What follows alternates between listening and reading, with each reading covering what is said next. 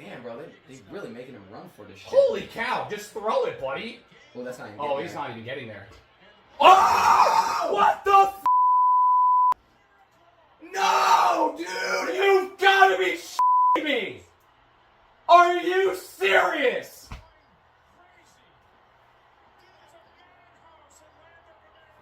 Well, that's how you do it.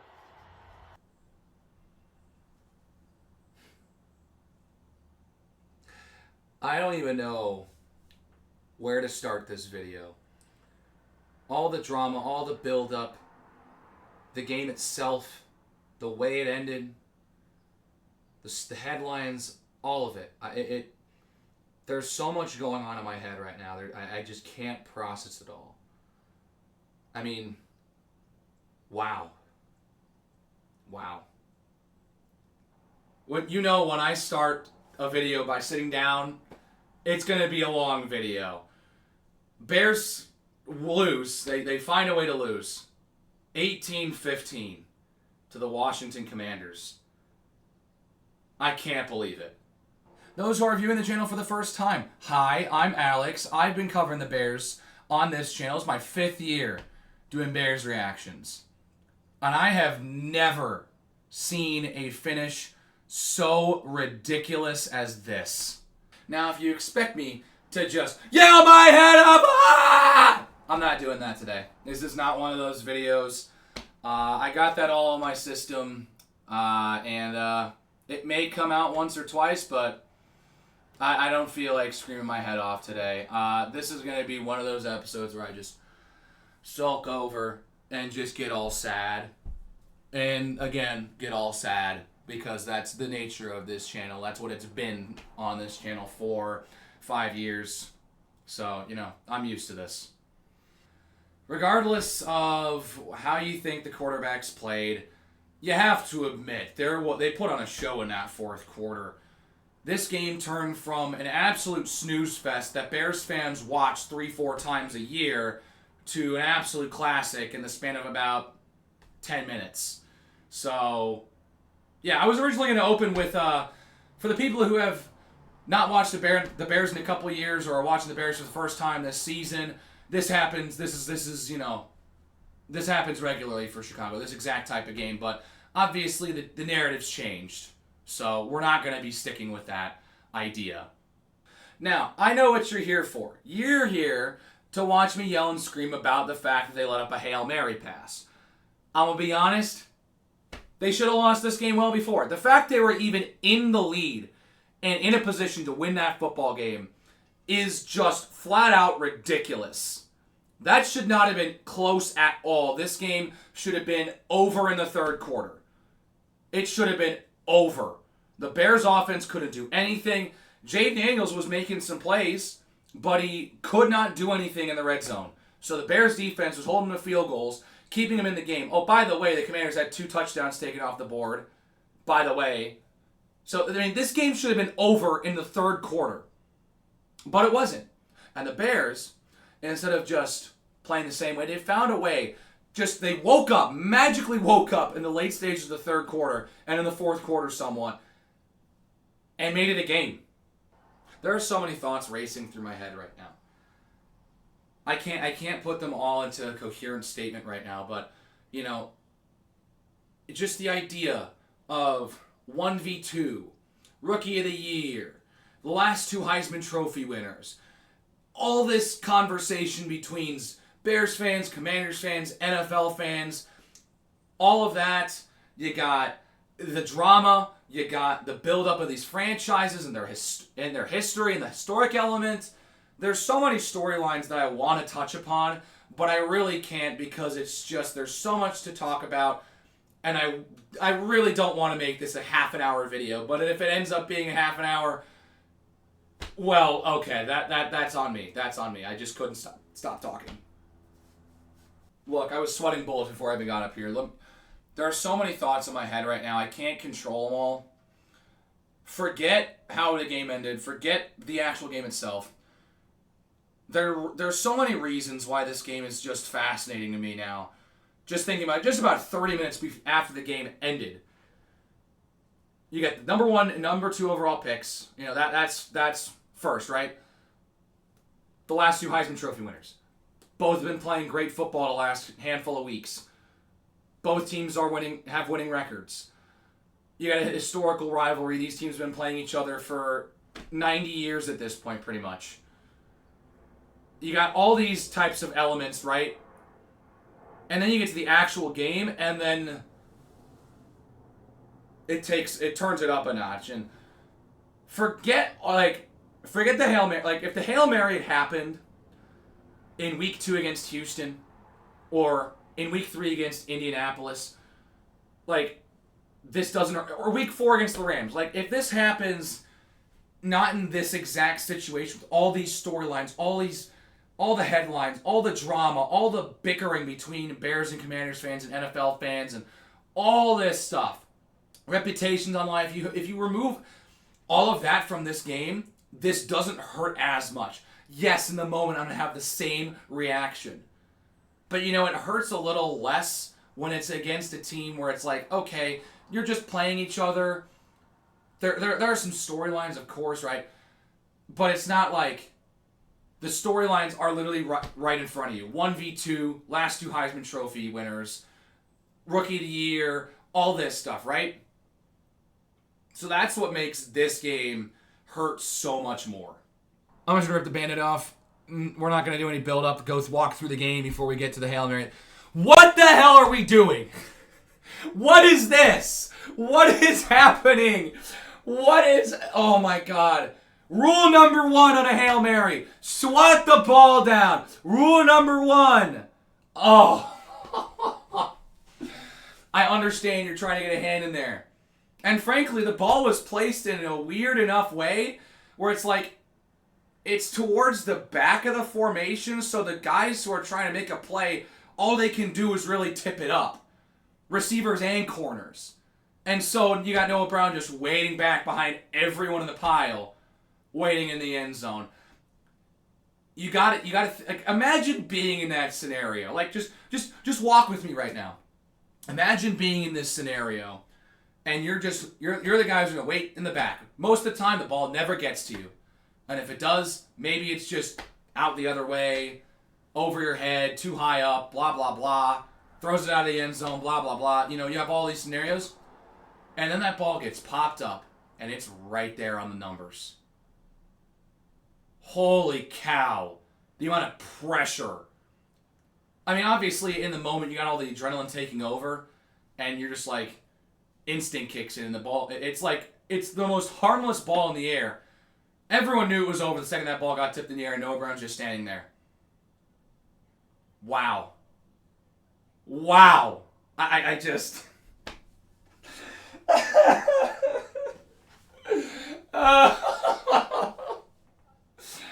Oh my God. Oh my God. This stuff happens. It happens like once or twice every year now. Some stupid ending. Oh my God. I'm broken. I've been broken. Oh my God. I was lying on the ground for a good 10 minutes after that play. Just trying to process it all. And you just, at some point, you kind of get into a way when you root for a team like this.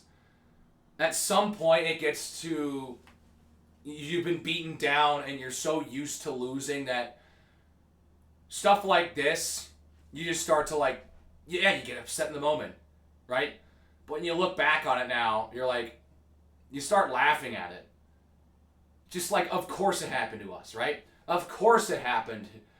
Of course we let the Hail Mary. Of course that's how we lose the football game after, frankly, playing awful in the first 3 quarters. The defense was doing their absolute damnedest to keep them in this game, and they did. And then they sold at the very end. I mean, it's just insane. It's just insane. Holy cow. I already know what the discourse is going to be like. I haven't even looked at social media since the game ended. I know for a fact it is gonna all be about Jaden Daniels and the last minute comeback drive, the Hail Mary, as opposed to the Bears taking the lead and everything that happened before it. Because frankly, you missed nothing. Like, you missed nothing in this game. Like, if you were watching, because Jim and Tony were welcoming people in from the Kansas City Las Vegas game with about 4 minutes to go. If you were just watching that game, you're like, I'll stick around, see what's going on. It's a close game. You missed nothing. You missed absolutely nothing. The entire storyline of this game was written in the last 5 minutes. The last half quarter. Because you did have the fumble on the 1 yard line. Which, by the way, what the hell are we doing? Shane Waldron, you should have learned this back in week 3. Like, what are you doing, bro? My brother? What are you doing? Why are you handing it to the fullback on 3rd and goal at the 1? Why are you getting cute? Do you know what happened the last time you got cute at the 1 yard line? You lost 10 yards. And now you fumbled the football. Oh, man, this was just bad. This was just bad. I think the thing that hurts about this the most is the fact that, again, this shouldn't have even been a game. The Bears somehow found a way to come back in this game. Caleb Williams put them in a position to win this football game. I don't care what you say about Jay Daniels throwing the Hail Mary. That's not on Caleb. Caleb's not playing defense. What do you want him to do? He looked awful. I mean, awful in the first 3 quarters. And found a way to, wake up in the 4th and lead a touchdown drive. Frankly, he led 2 touchdown drives because they really should have punched it in on the first time they got to the 1 yard line. They really should have punched it in the first time.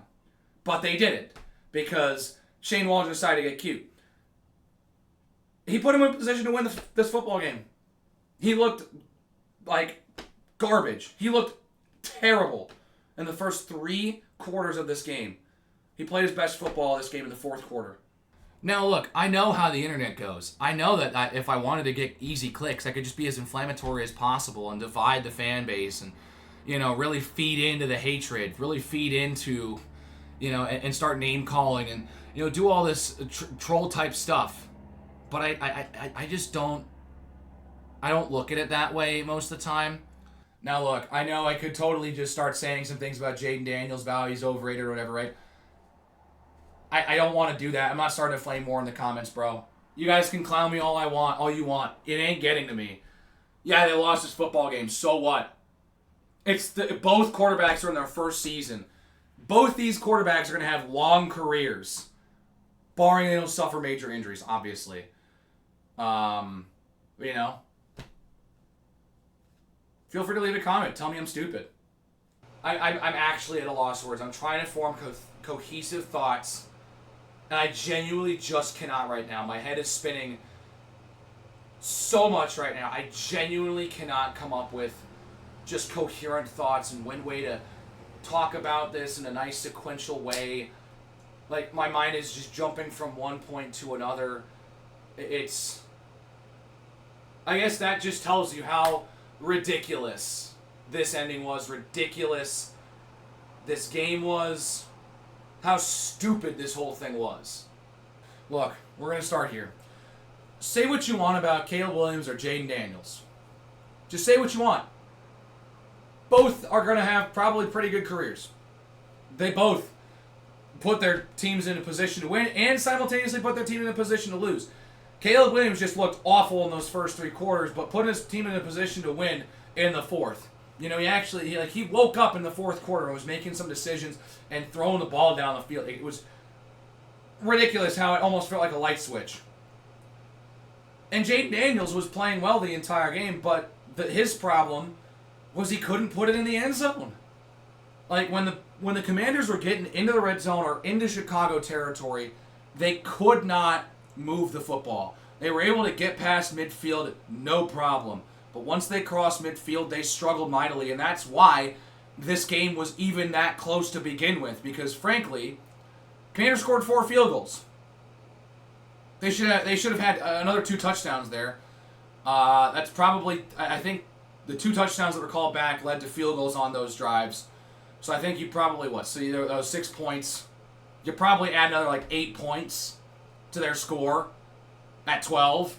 So they're probably at 20 points right there, right? The game's over. It's 20-0. Game's over. Game is over. So, I mean, the Commanders let the Bears stay in this one. They got bailed out at the end by a Hail Mary. And frankly, they deserved to win this game. They were the better team. There's a lot that can be said, but that Bears offense put themselves in a position to lose in those first 3 quarters. They were getting cute.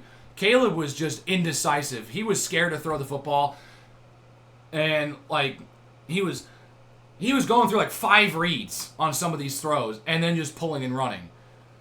So I mean, I respect him for trying to hang around in the pocket, but at some point you gotta be able to just make a decision and throw the football, because there were a couple plays where he got tackled or he had to throw it away. Like, he really did not need to jump around in that pocket as much as he did. It is probably the most infuriating thing with him at this point in the season.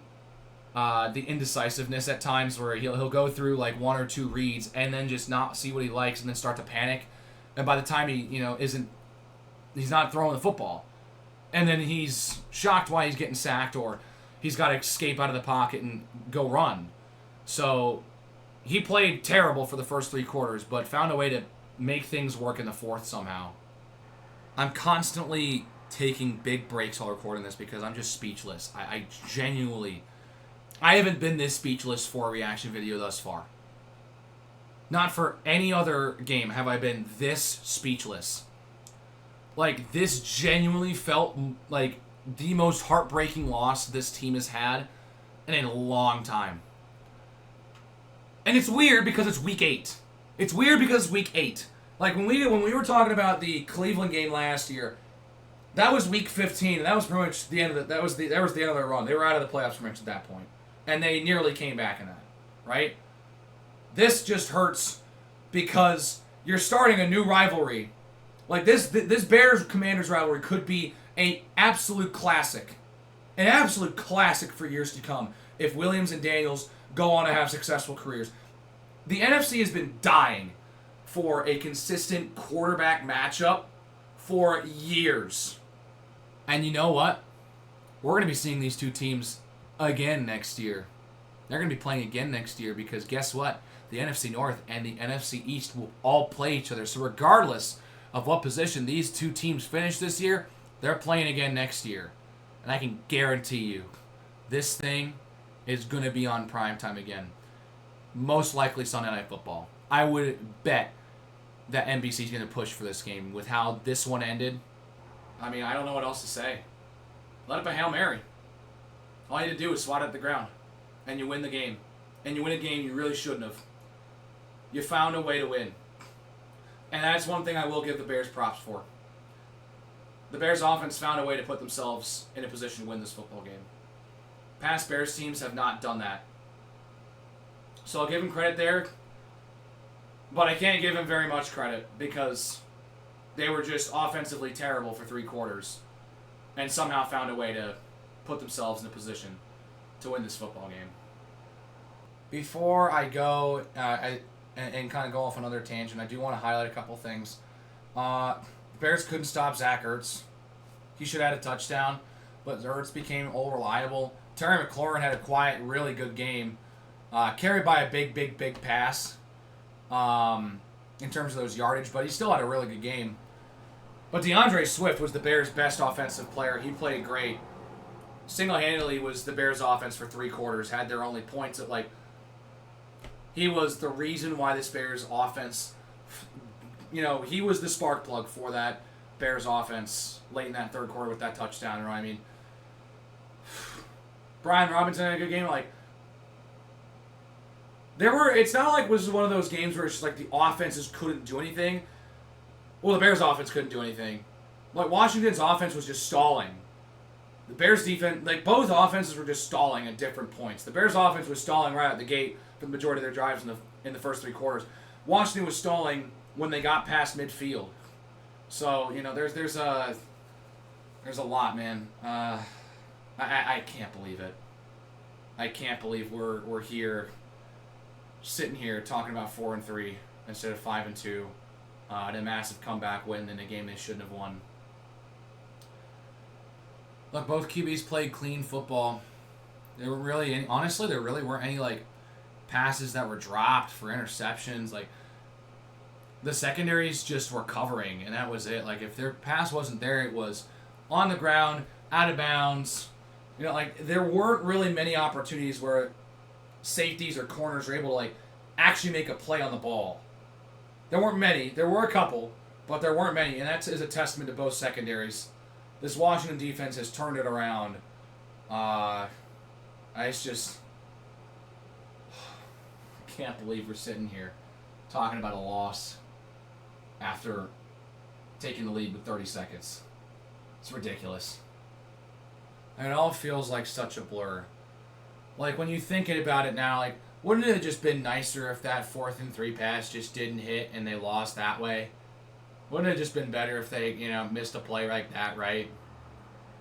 It's whatever, man. I just... This damn team, man. This damn team. I'm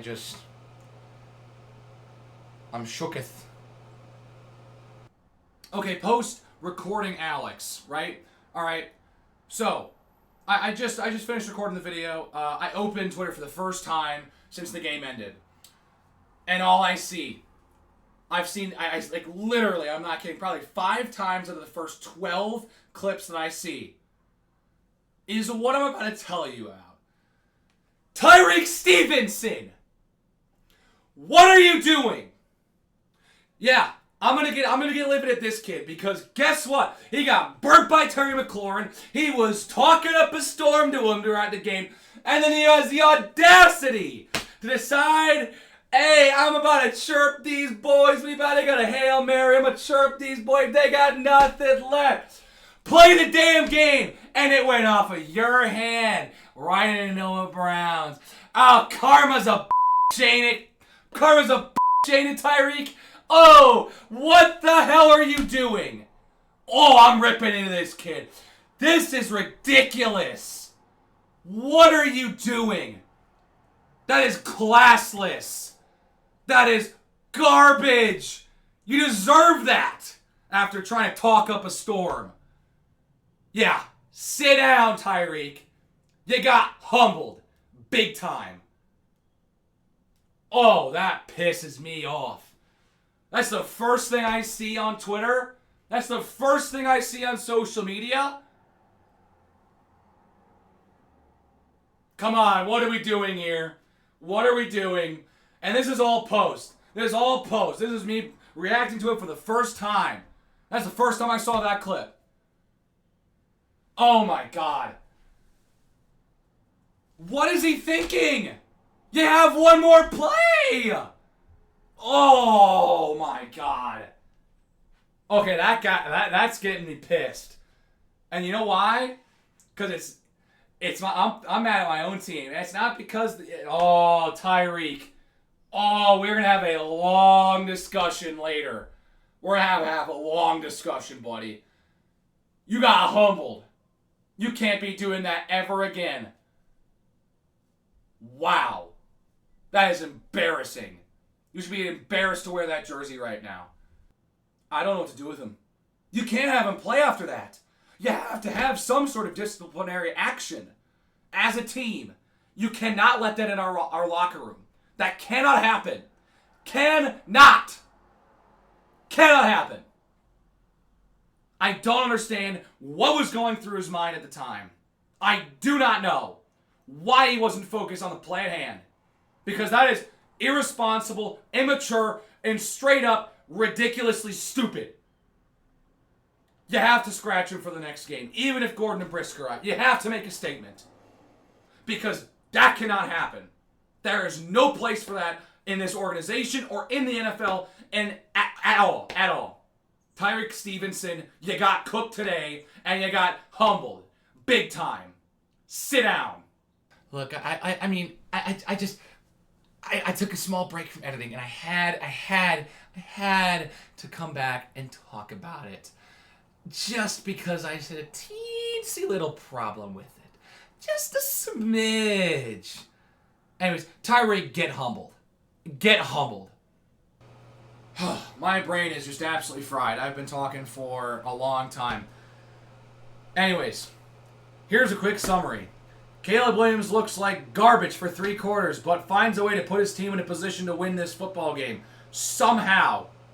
Jaden Daniels can't get it done in the red zone. His offense has to settle for field goals, but ends the game with the biggest highlight of his career so far. And he sends an absolute prayer, and that prayer is answered. DeAndre Swift. Every Bears fan owes him an apology letter. 4 straight games with 100-plus rushing yards and a touchdown. That guy has saved his time here in Chicago. He is playing out of his mind. Chicago defense did their job to hold Washington and keep the Bears in this game until Caleb Williams found a way to put his team back in it. But all of it isn't for vain because they let the Hail Mary. The Washington defense is better than people think because obviously the Bears only scored 15 points and they were held scoreless for 2.5 quarters. So there's that. Let's see, Brian Robinson running, and Austin Eckler and Jaden Daniels running by committee. That rushing offense is doing a good job. Terry McLaurin had a good game. Roma Dunze had 3 catches. The Bears' passing offense was non-existent until the end of the game. That I guess is it. Couple sacks. Montez got a sack in his return to Washington, I guess. I mean, I don't know, man. This is I could talk about this for hours. If I actually let my brain just roll and just if I just gave you a word salad, I could probably talk here and sit here and talk about this for 3 hours right now. I know some teams have it harder and have had it harder. I'm not saying that it's woe is me. I'm not trying to be that guy. But the saying still stays the same. 2 words for you. Pain and misery. Story of my life. So, yeah, we're going to go ahead and wrap this thing up and say so long. Yeah, I've been talking for 50 minutes. Who knows how long this video is. This is one of the longest videos I've recorded. And that's mainly because I've just been so dumbfounded by this that I actually have just sat here for a couple minutes trying to find any words and any coherent sentence to say about it. So, yeah, I'm done. Keep the conversation going in the comments. If you liked it, please give it a like. Subscribe to the channel if you want more reaction videos. I'm going to go die in a hole and sulk and be depressed about this for the next week. And I will see you guys in the next video. Bye. Please save me from this torture. Oh my God. I can't believe it. God, this team is just ridiculous. They give you hope only to rip it away. Have a good one, guys.